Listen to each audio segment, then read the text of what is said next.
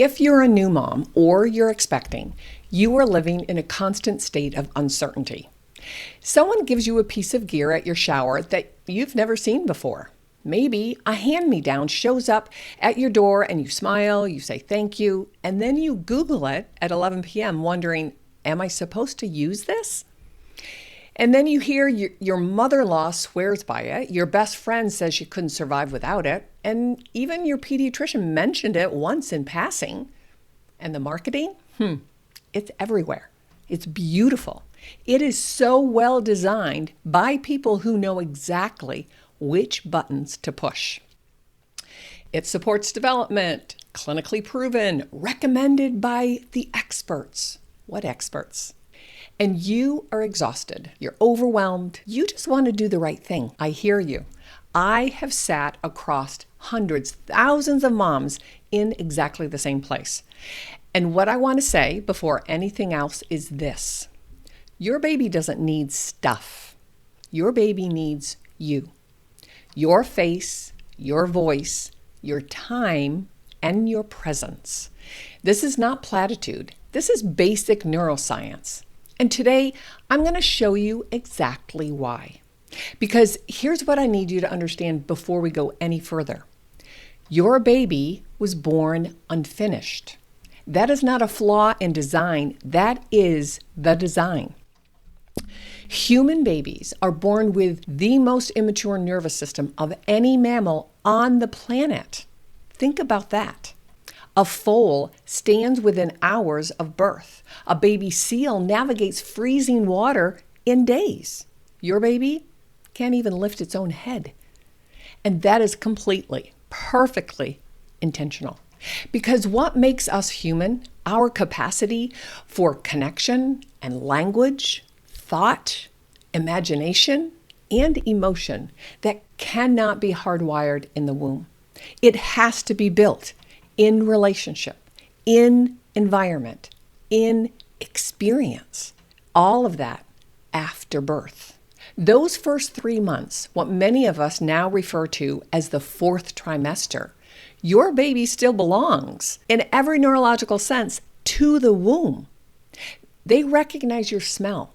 They know your heartbeat. They've been listening to it for months. Your voice is the most familiar sound in their world. It's their lifeline. They are not separate from you yet. They are still becoming. And their brain, the brain is still under construction, serious construction. More than 80% of the human brain development happens after birth. The architecture is being laid right now. Every experience, every touch, every sound, every movement. All of that is either building something or getting in the way of it. And your job as parents, as caregivers, is not to make your baby comfortable in each and every moment. Your job is to protect the conditions that let that building happen. So today, I want to walk you through 3 of the most common baby products right now. There are thousands of products out there, I know, thousands, designed and marketed specifically for the most vulnerable, most exhausted, most eager to do the right thing audience on the planet, new parents. But these 3 are barely the tip of the iceberg.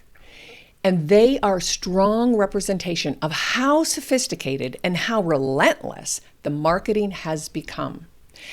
And how easy it is to use something without ever asking why. Products that feel helpful. Products that have stunning marketing. Products that have become almost expected. However, when we overuse, they can quietly work against the very development you are trying to support. And I want to be clear from the start. This is not about guilt. This is not about throwing everything out either. This is about understanding what's actually happening so then you can make informed choices instead of inherited ones. What's interesting, and I don't think this is a coincidence, is that all 3 of these products fall under one category: sleep. Sleep is when Our brain, our human brain, does its most important work. It consolidates memory. It clears waste. It builds the architecture we've been talking about for months here on this podcast. And we have created an entire market of products designed to control the very process that builds the brain. So let's start with something pretty common, pretty basic, swaddling. And I want to be careful here because in the beginning, swaddling is not just fine, it's actually essential, right? Think about what your newborn just came from. 9 months in a warm, tight, rhythmic, familiar space. No lights, constant pressure on every surface, muffled sound, your heartbeat as the metronome of their whole world. And then, bam, birth. Suddenly, air, light, space, sound, sensation. Your baby's nervous system in those first few weeks is the most vulnerable it will ever be. So yeah, swaddling helps. It recreates some of the familiar pressure. It helps them organize from the inside out. It helps them settle. But here's the part that matters most. It works best and only works well when it's paired with you. Because what's really happening when a swaddled baby calms in your arms is not just the pressure. It's co-regulation. Your calm becomes their calm. Your nervous system reaches out and says, "It's okay. I've got you.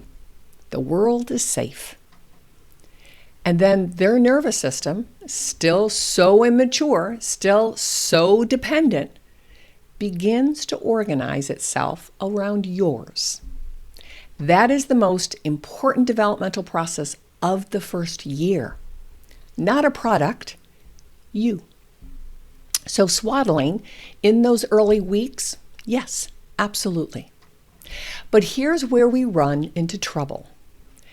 When it goes on too long. And when that happens, something gets lost. Because babies need their arms and their hands. That's not an afterthought. In those early months, your baby's hands are one of the primary tools for learning about this whole world. They bring their hands to their mouth. That's self-soothing. They feel texture. That's sensory learning. They make contact with their own face and their own body. That's proprioception. They're beginning to understand bit by bit. Hey, I have a body. This is where I end and the world begins. And I have to say this because I see it constantly, and I have for decades. Socks and mitts on their hands? No. I understand why parents do it. Those tiny fingernails are so scary, right? You're worried about their beautiful face, their sensitive skin. But when we do that, we're stopping something vital because we are uncomfortable, not because your baby's harmful to themselves. The scratching ultimately stops, believe me. And the hands, they need to stay free. So trim the nails and leave the hands out and free. Those hands will find their face and their mouth and their eyes. All of that exploration is how your baby's brain maps their body. We stop it because it makes us nervous. But your baby is not hurting themselves truly. They're learning. The American Academy of Pediatrics is clear about this. Stop swaddling the moment your baby shows signs of rolling, usually 2 to 3 months. Not when you're ready to stop swaddling, when your baby shows they're ready to move. Because that roll, that little bit of effort to flip over, that's not just a cute milestone. It is the beginning of intentional, self-directed movement.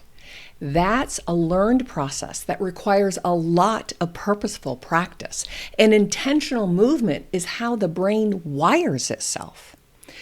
Which now brings all of this to how we use containers. Because swaddling is just the beginning of this category, this container category. Pediatric specialists, physical therapists, occupational therapists, actually have a name for what happens when your baby spends too much time in these containers or devices. They're called container baby syndrome. And I was in practice in the late 1990s and early 2000s when we started seeing a real spike in motor referrals. Children coming in with physical delays we hadn't ever seen before. We knew something had shifted. A container is any device that holds your baby in a fixed position instead of allowing them to find that position themselves.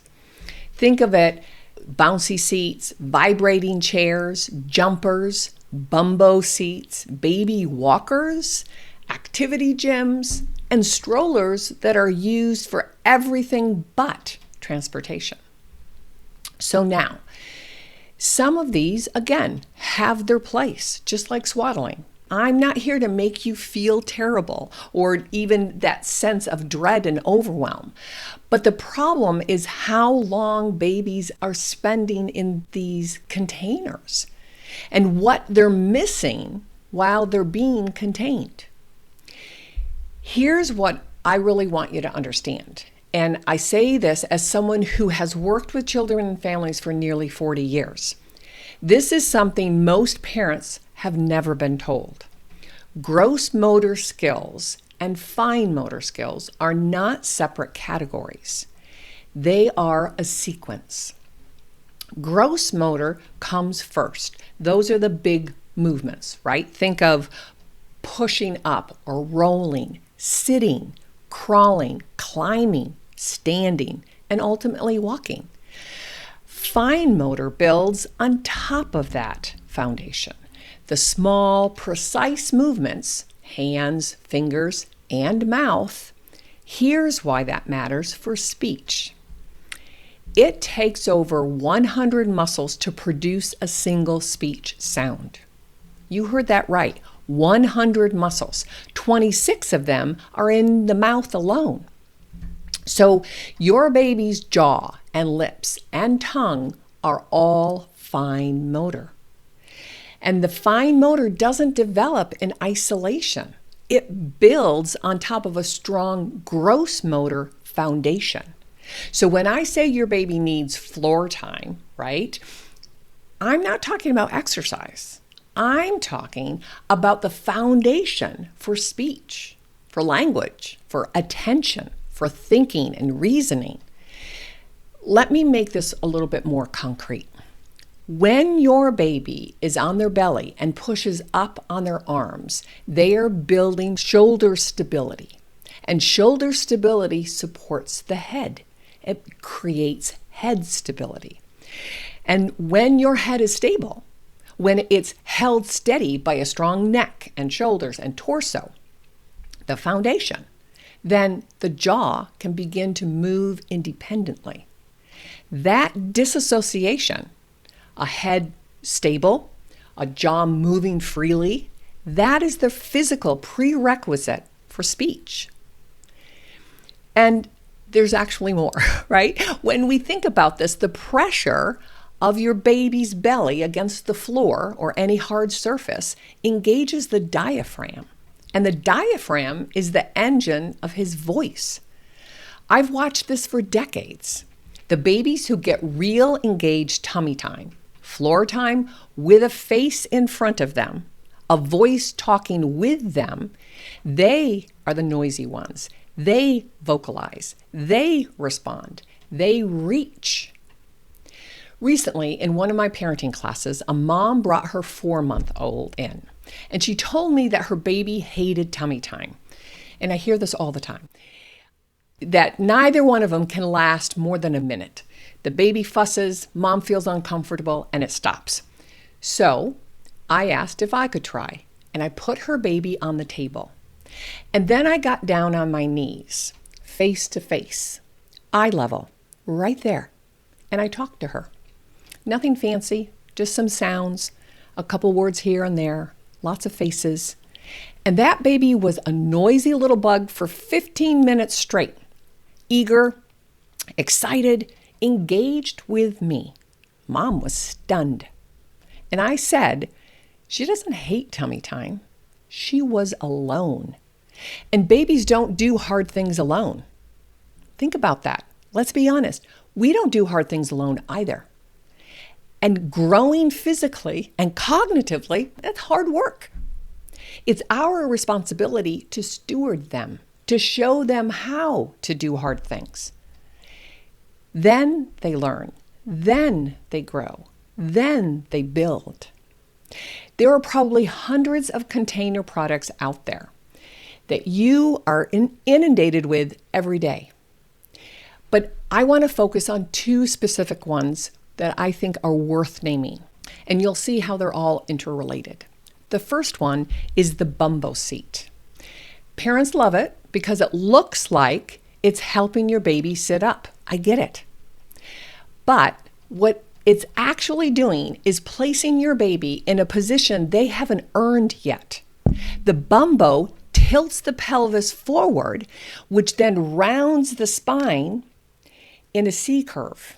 So your baby sits slumped, passively, in a position their core cannot support yet.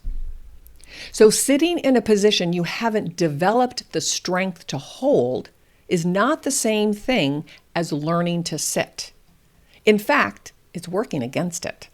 The second product that I want to highlight here is the baby activity jumper. I want to give a little history here because my 4 decades gives me a good perspective. This device has actually evolved over time.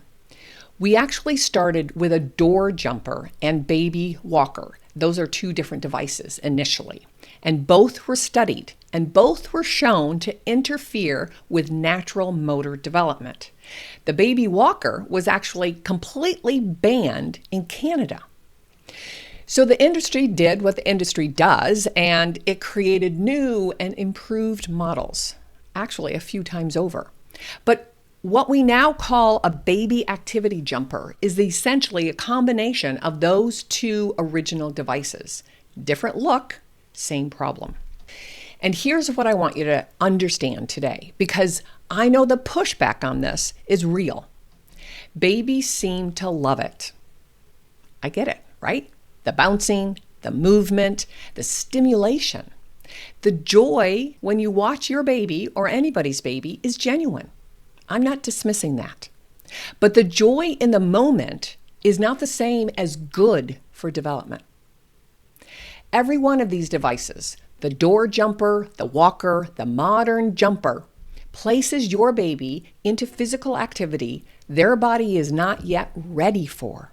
Standing before the spine is ready, weight bearing before the hips are ready, and those little feet up on their toes over and over and over again, arched in the wrong direction over and over and over again. When that pattern gets practiced long enough, we start seeing it carry over when they do try to walk. There's toe walking, there's hip dysplasia.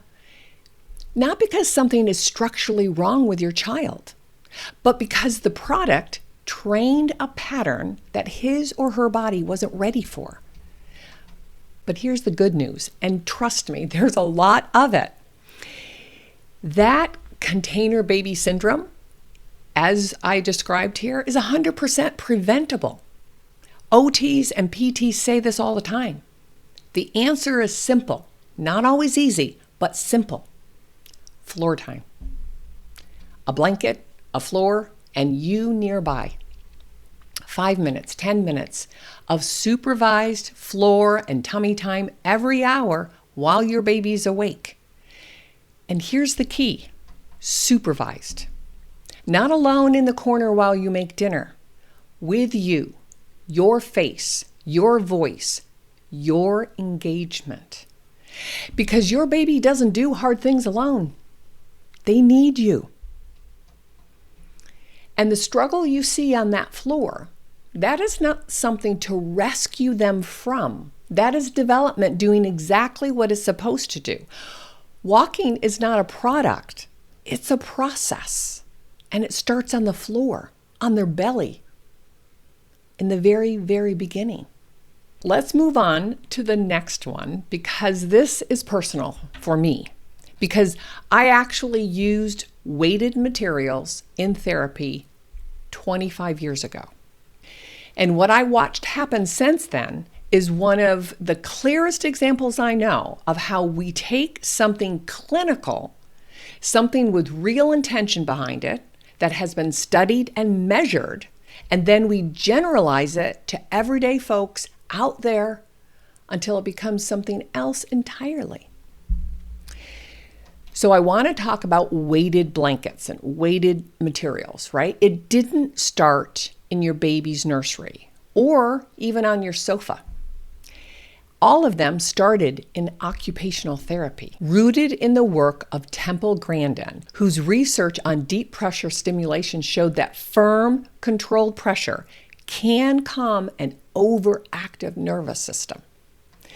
That work was carefully translated into clinical practice.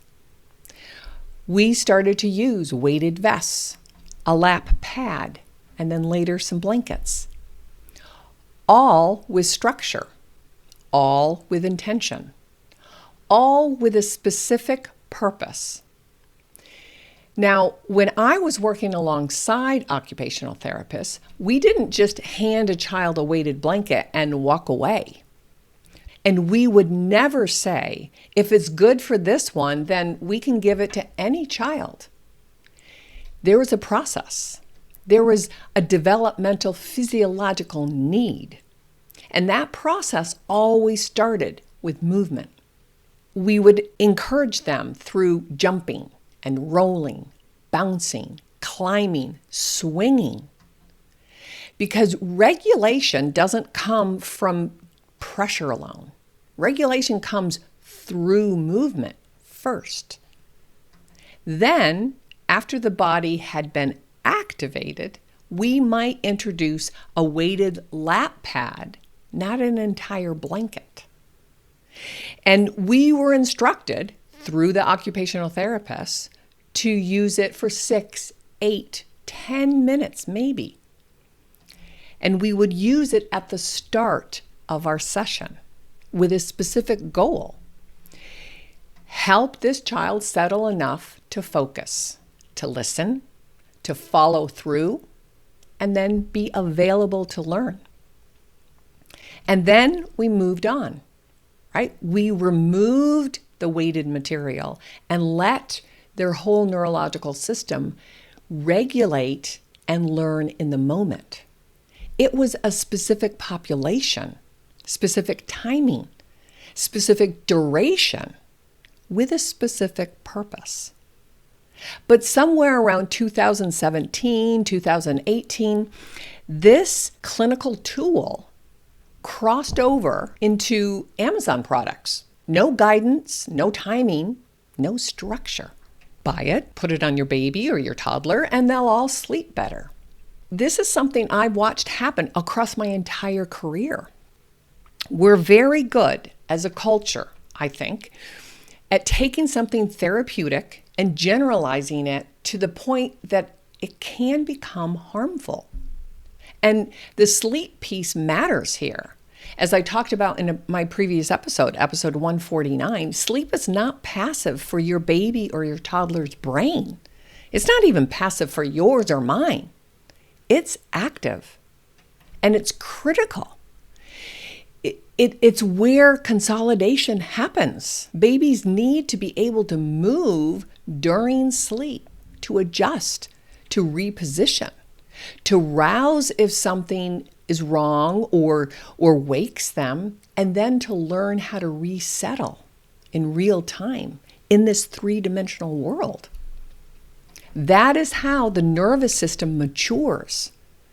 And then it begins to feel secure and grounded. That is how self-regulation develops. When we add weight or restraint during sleep, we may be interfering with the very arousal response that protects them. The Consumer Product Safety Commission has explicitly warned against weighted swaddles and blankets for infants and toddlers. In fact, they clearly state, do not use any of these products with any child under 50 pounds. Well, the average weight of a 7-year-old is 50 pounds. Think about that for a moment. The American Academy of Pediatrics is also equally clear. The sleep surface for babies and young toddlers should be flat, firm, and empty. So I understand the appeal. The marketing is everywhere and it is convincing. But before you reach for a product, any product, ask the more important question first. Why is my baby having difficulty sleeping? Is it developmental? Meaning, are we expecting too much too soon? Has something changed in their environment? Is there a real disruption? Maybe we moved or there's an illness, something genuinely stressful that I haven't noticed. Play detective. Really ask yourself why. Now, there are absolutely children who present with sensory integration challenges. That is real. And a fussy child is not necessarily one of those with a true sensory integration problem. But if your child falls into that category and they are at least 50 pounds, a weighted blanket used intentionally for a short period with awareness and direction may have its place. But that is very, very different than every night as a default without understanding why. And if you do suspect sensory integration is part of your picture, please pick up the phone and speak with an occupational therapist. Not to treat the symptoms, but to address some of the underlying causes. Are there things that you can do during the day to build your child's sensory skills? Increase self-regulation and integration? Absolutely. If a product adds risk and isn't necessary, we have to ask, why are we using it? So now the last product I want to share here as representation is white noise machines. And this one genuinely surprised me when I started digging into the research, because it has become so normalized that questioning it almost feels strange. But here is what we need to understand. The brain is designed to filter sound. That is not a passive ability. That is a skill. And that skill is built over time through exposure to a variation of environmental sounds, right? Different sounds, different voices, different rhythms and patterns. That variation is how your baby and your toddler's brain learns what to pay attention to and then what to let go of. That is the foundation of attention, of listening, of language. So back in the 1990s, this same era, I was watching the referrals for motor skills climb and escalate because of the containers. There was a neuroscientist that I got the pleasure of studying under, Michael Merznick, Merzenich. He is one of the world's leading researchers in auditory processing and neuroplasticity. But he began to raise concerns about chronic background noise in children's environments. And research at that time looked at children living near busy rail lines in urban areas. And they found meaningful differences in auditory processing and cognitive development. Not from one big loud noise, but from constant, unvarying background noise. When sound is always there, the brain doesn't have to work to make sense of it. So the brain is looking for patterns, but it's also looking for novelty. When the brain doesn't practice filtering, it doesn't develop the skill of filtering. Let's be specific because specifics help and they matter here especially. Studies show that many white noise machines, when placed right next to the crib, can exceed 50 decibels. That is the safe upper limit recommended by hospital nurseries. So some machines go significantly higher than that. So if you're using one, here is what actually matters. Keep it under 50 decibels. Place it across the room, never next to the crib and never inside. Use it to help your baby settle, not all night and not every night. And here's where I want to be completely honest with you. After nearly 40 years of working with infants and toddlers and preschoolers, their families, and other professionals, I personally would not recommend a white noise machine. That is my best professional opinion. Not because I want to make your life harder, believe me, but because I have never seen evidence in research or in my own practice that supports development. And we're in the thick of development. What I have seen is actually the opposite. I have worked with children whose auditory processing was compromised, was laden, whose ability to filter, focus, and listen was underdeveloped. And I know that chronic background noise, including white noise, is constantly part of that picture. Now, you might feel differently, and I get that. You may have used one and felt like it helped. I get that. I hear that all the time. You may be in the season of survival and you need your baby to sleep and you to sleep, everyone in the household to sleep. I understand that. I genuinely understand that and respect that. My responsibility is not to tell you what to do. It's to give you the best information I have so then you can make the most informed decision for your family. So if you choose to use one, use it with guidelines. And the guidelines that I just shared, time limited, not all night long, low volume, across the room, just to settle them, not to replace the auditory environment your baby needs to develop in.